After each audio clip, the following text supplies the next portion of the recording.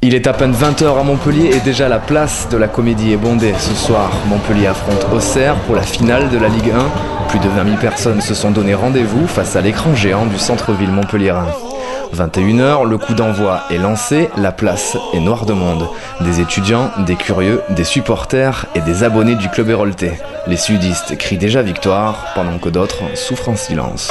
Moi je suis parisien et on a vu là pour profiter du foot et tout ce soir, pour l'écran géant et tout, mais c'est un peu dur. Non, c'est vrai qu'effectivement c'est une ambiance de dingue, il y a énormément de monde et là ça fait plaisir de voir que Montpellier s'en sort bien, quoi. Pas le temps de savourer, à la 22e minute, Auxerre s'impose et inscrit le premier but. Il est signé Capot. Le centre-ville de Montpellier gronde et scrute l'écran. Le public reste attentif, mais ne désespère pas pour autant. Chacun y va de son pronostic. On est mené 1-0, mais voilà, là le match nul, on y croit, mais stressé. Vous avez un pronostic pour ce soir ou pas? 2-1 pour la Paillade. 2-1 pour la Paillade, ouais. Et défaite de Paris. 3-1 pour Montpellier. 3-1 pour Montpellier? Ouais, 3-1 pour Auxerre.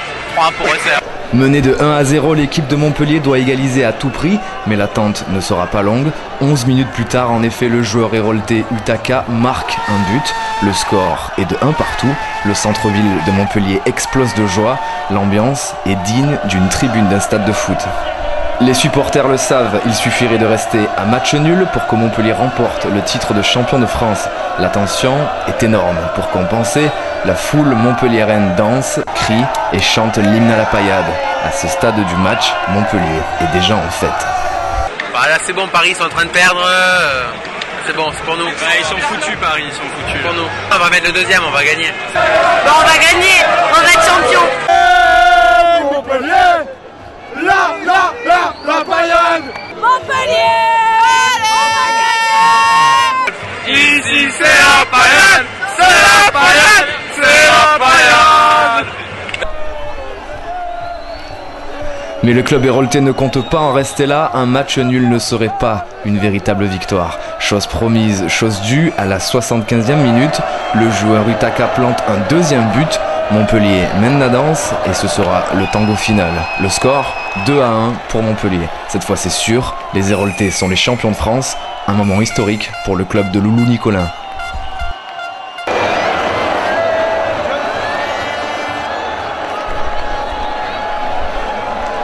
Beaucoup attendaient cette victoire depuis longtemps. Le centre-ville de Montpellier rendra hommage à son club en criant victoire jusqu'au bout de la nuit, comme le montrent ces images.